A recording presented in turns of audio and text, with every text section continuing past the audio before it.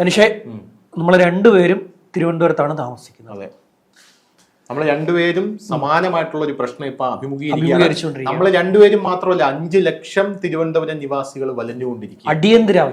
അടിയന്തരാവസ്ഥയൊന്നും പറയാൻ പറ്റൂല ക്ഷമ. ഇതെന്താണ് ഇവിടെ തിരുവനന്തപുരത്ത് നടക്കുന്നത് എന്നാണ് ഞാൻ ആലോചിക്കുന്നത്.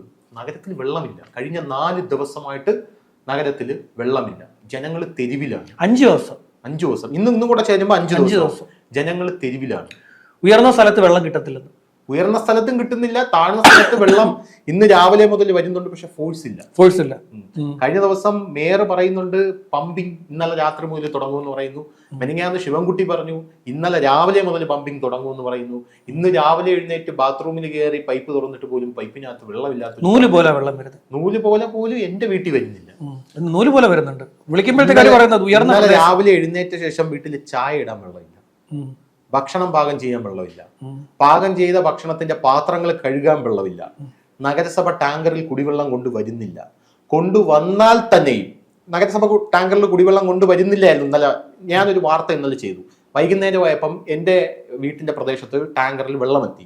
കൊണ്ടുവന്നാൽ തന്നെയും ഈ രോഗികളായിട്ടുള്ള, കിടപ്പിലായിട്ടുള്ള, നടക്കാൻ പോലും വയ്യാത്ത, ഭാരം ചുമക്കുന്ന, ഹൃദയത്തിൽ പേസ് മേക്കർ വെച്ച് ഇരിക്കുന്ന ആൾക്കാർ കുടവുമായിട്ടും ബക്കറ്റുമായിട്ടും ഇവരൊരു സ്ഥലത്ത് വെള്ളം കൊണ്ട് വയ്ക്കും, ഒരു ജംഗ്ഷനിൽ. നമ്മൾ അവിടെ പോയി അടികൂടും വെള്ളം മേടിക്കാനായിട്ട്. ഇതാണ് നഗരത്തിലെ അവസ്ഥ. തമിഴ്നാട്ടിൽ പോലും ഇത്രയും നല്ലൊരു അവസ്ഥ, ഇതിനെക്കാട്ടിലും നല്ലൊരു അവസ്ഥയാണെന്ന് ഞാൻ വിചാരിക്കുന്നു. ഇപ്പൊ മാറ്റമുണ്ട്. ഇതിന് ആരാണ് ഉത്തരവാദി എന്ന് അന്വേഷിച്ചു. ഇതിന് സത്യം പറഞ്ഞാൽ തിരുവനന്തപുരം കോർപ്പറേഷനും നമ്മുടെ വാട്ടർ അതോറിറ്റിയുമാണ് ഇതിന് ഉത്തരവ്. സത്യം പറയട്ടെ സമയം ഞാൻ ടു ബി ഫ്രാങ്ക് ഒരു കാര്യം പറയാം, അടി കൊടുക്കേണ്ട കേസാണ്. പിന്നെ നഗരസഭയിൽ നിന്ന് ഇറക്കി വിട്ടാൽ മാത്രം പോലെ അവര് ജനങ്ങളോട് മാപ്പ് പറയണം. സത്യം പറഞ്ഞാൽ എനിക്കാണെങ്കിൽ എന്റെ കാലിൽ നിന്ന് തരിച്ചു കയറിയിട്ട് പാടില്ല. വെള്ളമില്ലാത്തൊരവസ്ഥ നമുക്ക് ചിന്തിക്കാൻ പറ്റുമോ? വെള്ളമില്ലാത്ത അവസ്ഥ. കക്കൂസി പോയിട്ട് ചന്തി കഴുകാൻ വെള്ളമില്ല. സീരിയസ്ലി പറയുക, കക്കൂസി പോയിട്ട് ചന്തി കഴുകാൻ വെള്ളമില്ല. അങ്ങനത്തെ ഒരു സാഹചര്യമാണ്. ഇവിടുത്തെ ജനങ്ങൾ എന്ത് ചെയ്യും?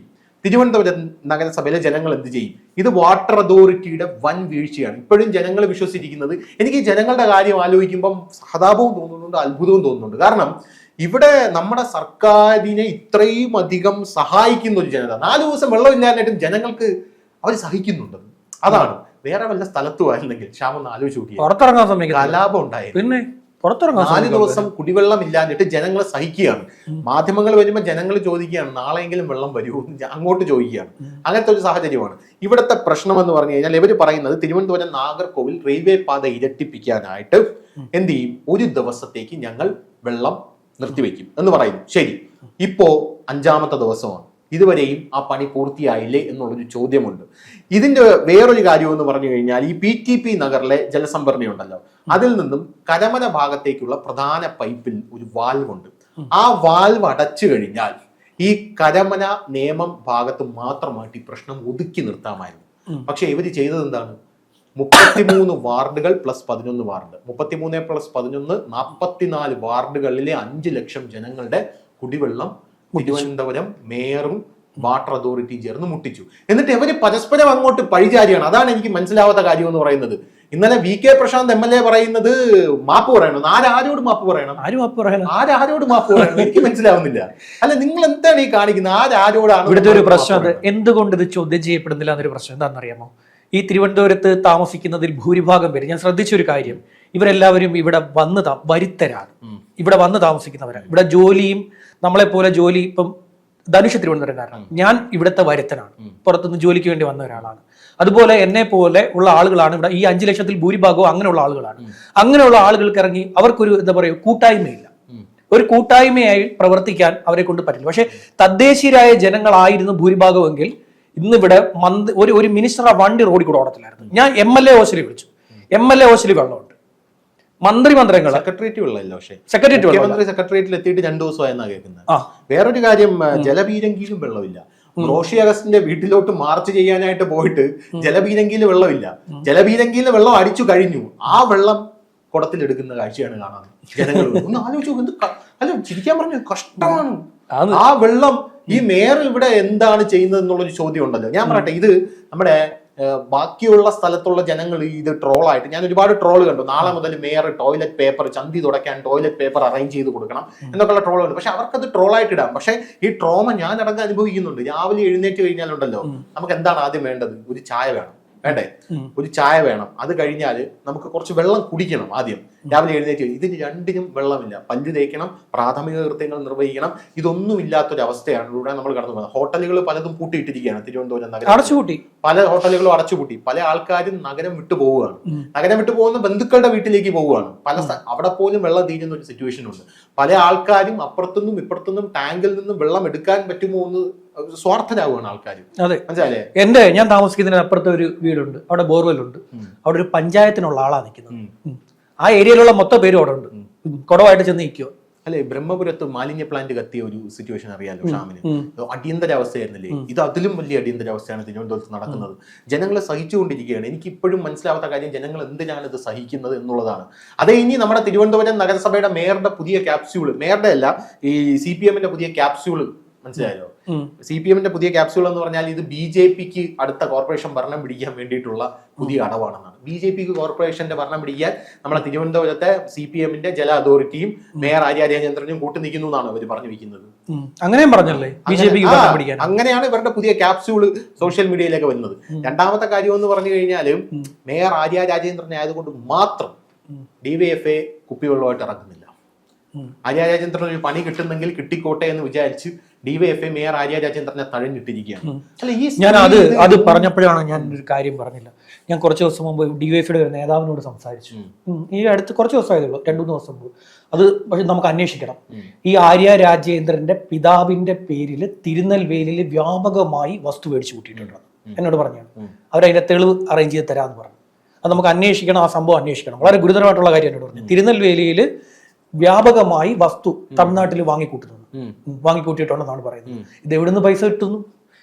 എവിടുന്ന് അത്രയും വാങ്ങിക്കൂട്ടിയിട്ടുണ്ടെങ്കിൽ? പഴയ വിലയൊന്നുമില്ല തമിഴ്നാട്ടിൽ ഭൂമിക്ക്.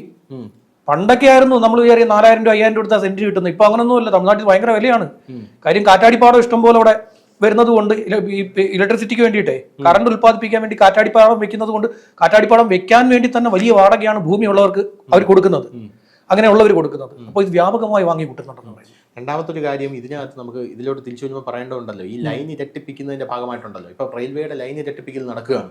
അതിന്റെ ഭാഗമായിട്ട് 2 മാസം മുമ്പാണ് ജല അതോറിറ്റിക്ക് മുന്നറിയിപ്പ് കൊടുത്തത് റെയിൽവേ. 2 മാസം മുമ്പ് കൊടുത്തു, ഇങ്ങനെ ഒരു വിഷയം വരാനായിട്ടുള്ള സാധ്യതയുണ്ട്, നിങ്ങൾ മുന്നൊരുക്കങ്ങൾ നടത്തൂ എന്നുള്ള കാര്യത്തിൽ ജല അതോറിറ്റിയുടെ ഭാഗത്തുനിന്ന് ഗുരുതരമായിട്ടുള്ള വെച്ചാൽ പറഞ്ഞാൽ എന്റെ മനസ്സെന്ന് പറഞ്ഞാൽ പ്രതിഷേധവും രോഷവും കൊണ്ടൊക്കെ ഇങ്ങനെ നിറഞ്ഞു നിൽക്കുകയാണ്. അത് നമുക്ക് ഈ ഇതിലിരുന്ന് പറയുന്ന ആൾക്കാർക്ക് പറയാം, എന്താ സോഷ്യൽ മീഡിയയിൽ ഇരുന്ന് പറയുന്ന ആൾക്കാർക്ക്. അപ്പൊ നമുക്കൊരു വിഷയം വരുമ്പോഴാണ് ഇതിന്റെ ഡെപ്ത് എത്രത്തോളം ഉണ്ടെന്ന് നമുക്ക് മനസ്സിലായി. ബ്രഹ്മപുരം മാലിന്യ പ്ലാന്റ് അവിടെ കത്തിയപ്പോഴും അവിടെയുള്ള ആൾക്കാർ പുക ശ്വസിച്ച് അവർക്ക് ഇരിക്കാൻ പറ്റാത്ത അവസ്ഥ, അസുഖങ്ങൾ അതിഭീകരമായിരുന്നു. അപ്പൊ ഇവിടെ ഉള്ള പ്രശ്നം അതിഭീകരമാണ്. ഇത് രാഷ്ട്രീയമായിട്ടാണ് പല ആൾക്കാരും ഉപയോഗിക്കാൻ ശ്രമിക്കുന്നത്, അതൊന്ന്. പക്ഷെ ഞാൻ ഇത് രാഷ്ട്രീയമായിട്ട് കാണുന്നില്ല. കാരണം എന്നെ കൂടെ ബാധിക്കുന്ന വിഷയമായതുകൊണ്ട് തന്നെ ഈ BJP കൗൺസിലർമാർ എവിടെ പോയി? കോൺഗ്രസ് കൗൺസിലർമാർ എവിടെ പോയി? CPM കൗൺസിലർമാർ എവിടെ പോയി? ഈ 3 കൗൺസിലർമാർ, 3 പാർട്ടികളും ഇതിൽ പൂർണ്ണമായിട്ടും ഉത്തരവാദികളാണെന്ന് ഞാൻ പറയും. അറ്റ്ലീസ്റ്റ് വീടുകളിലെ ഉമ്മാർക്കൊന്ന് വന്നൂടെ? വന്നിട്ട് ചോദിച്ചൂടെ, എടാ നിനക്ക് വെള്ളം കിട്ടുന്നുണ്ടോ വീട്ടില്? ചോദിച്ചൂടെ? ഉമ്മാരൊക്കെ എവിടെ പെറ്റ് കിടക്കുകയാണെന്നാണ് ഞാൻ ഈ ആലോചിക്കുന്നത്. അല്ലെ, ഇവര് കൊടുക്കേണ്ട ഭരിക്കുന്നവരല്ലേ? ഇപ്പൊ BJP ആണെങ്കിലും കോൺഗ്രസ് ആണെങ്കിലും അവർക്ക് അധികാരമില്ല. അധികാരമില്ലെങ്കിൽ അവർക്ക് ജസ്റ്റ് വീട്ടിലോട്ടൊന്ന് വരാമല്ലോ. നമുക്ക് ഒരു ഗ്ലാസ് ഒരു ടാങ്കറിൽ വെള്ളം കൊണ്ടുവന്ന് തരാനായിട്ടുള്ള ഒരു വേണമെന്നൊരു അന്വേഷണം നടത്താമല്ലോ. ഇത് അതുപോലും നടത്തുന്നില്ല എന്നുള്ളതാണ്. പിന്നെ മേയറുടെ കാര്യം പറയുകയാണെങ്കിൽ ഉണ്ടല്ലോ, സത്യം പറഞ്ഞാല് ഇത് വളരെ ക്രിമിനൽ ഒഫൻസ് ആണ്.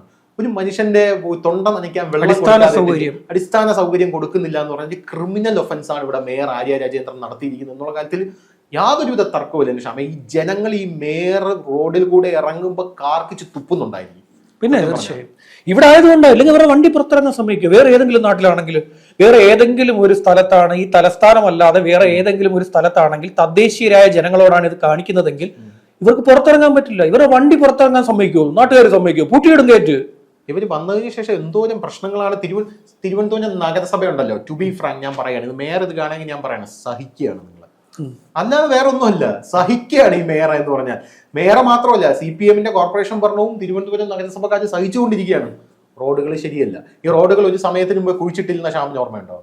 റോഡിൽ മൊത്തം ഗുണാക്കേവായിരുന്നു. എത്ര സ്ഥലത്ത് പൈപ്പ് പൊട്ടിയെന്നറിയാമോ? അതെ, എത്ര സ്ഥലത്ത് പൈപ്പ് പൊട്ടി. ഇപ്പം നഗരത്തിന് മുഴുവനും വെള്ളമില്ലാതെ 5 ലക്ഷം പേരെ ദുരിതത്തിലാഴ്ത്തിയിട്ട് 5ാമത്തെ ദിവസമാണ്. 5 ലക്ഷം പേരെ.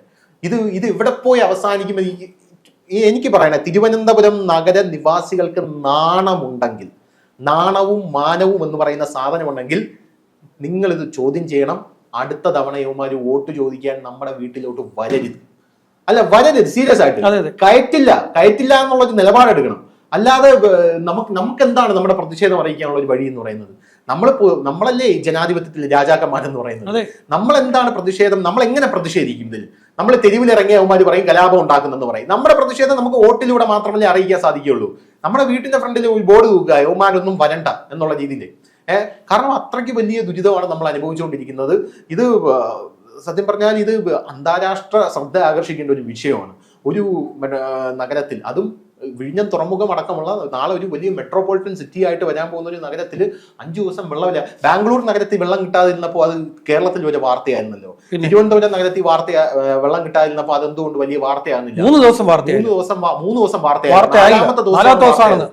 4 ദിവസം എന്ന് പറഞ്ഞ് തുടങ്ങിയാണ്. 4ാമത്തെ ദിവസമാണ് വാർത്തയായത്. ഈ മേയർ ഇനി തിരുവനന്തപുരം എന്നല്ല, ഇവരൊരു പഞ്ചായത്ത് പ്രസിഡന്റ് പോലും ആയിരിക്കാൻ അർഹയല്ലാത്തൊരു സ്ത്രീയാണെന്ന് ഞാൻ പറയും.